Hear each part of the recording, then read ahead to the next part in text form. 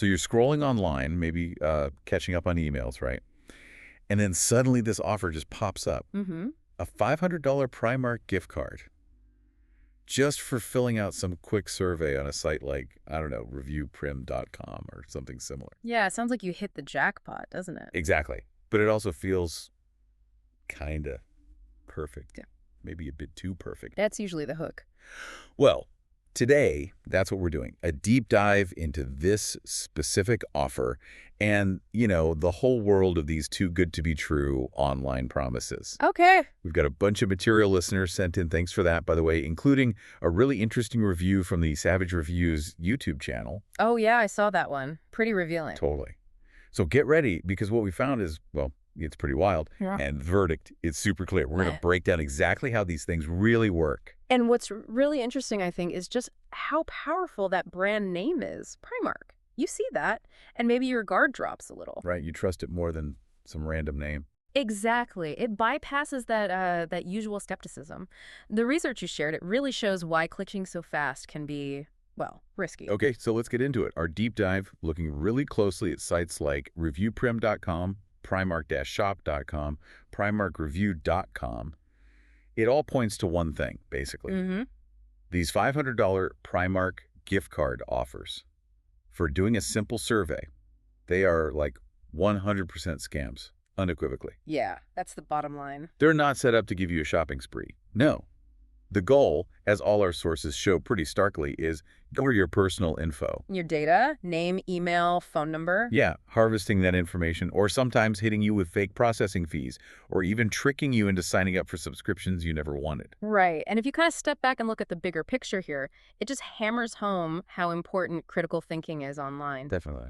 And what's genuinely concerning, I think, is how slick these operations are becoming. It's not like some badly spelled email anymore. No, not at all. As the Savage Reviews video pointed out, these scammers use sophisticated brand spoofing. They grab the actual Primark logos, they use fonts that look official. They make the websites look legit. Totally. They might even copy parts of the real Primark site layout. It creates this instant feeling of trust, It slips past our critical filters. Okay. But if they're that good at making it look real, what's the best way for listeners to spot the fake? Is there like a single tell? A silver bullet. Probably not one simple thing, but maybe a quick blink test helps. Okay, like what? Well, 3 things often stand out. First, was it unsolicited? Did you go looking for this, or did it just land in your lap? Right. Did it just appear in an ad or an email? Exactly. Second, is the reward just way out of proportion to the effort? Like $500 for 5 minutes, really? Seems unlikely, yeah. And third, what information are they asking for and where? Is it asking for sensitive details outside of a secure checkout process you started? Gotcha. So unsolicited, reward too high, or asking for info too soon, or in the wrong place. If any of those feel off, that's your cue to pause. Big time. And here's something that really jumped out at me, and it's kind of alarming, honestly. What's that? Primark, the actual company, they've been putting out official warnings about these exact scams since 2020. Right. They have a whole page on their official website dedicated to scam warnings. Because it's such a persistent problem. Yeah, they specifically mentioned fake sites offering these huge vouchers for surveys. It's not just a rumor. The company itself is telling everyone, hey, this isn't us. Precisely. And that official stance, it really highlights the next point, which is just the sheer financial absurdity of it all. You mean the $500 for 5 minutes thing? Yeah. Think about it logically. Primark's a business. Their profit margins, like any big retailer, aren't infinite. They can't just hand out $500 like candy for almost zero effort. Makes sense. What do their real surveys offer? They're legitimate customer feedback surveys. The prize draw is usually capped at like $100, and crucially, those are for actual customers who have a receipt with a code. Ah, okay. So you need to have bought something first, not just click a random link online. Exactly. So when an offer promises that much money for so little effort, you really got to ask yourself, does the math add up here?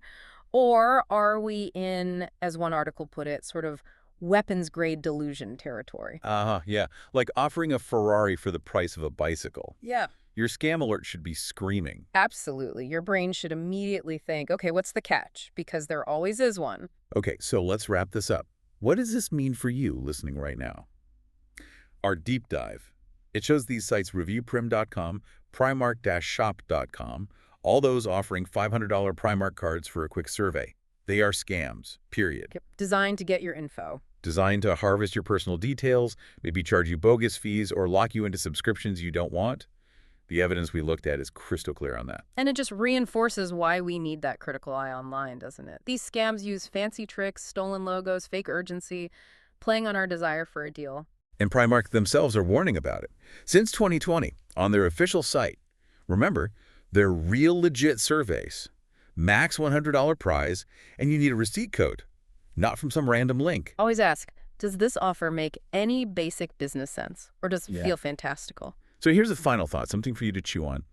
Given how easily these sophisticated scams can copy trusted brands, make things look so official, how much checking do you actually do before you hit submit or give away your details online? Could just a little bit more skepticism be the thing that stops your personal information ending up, sold off to marketing companies? Or maybe something worse, something to think about.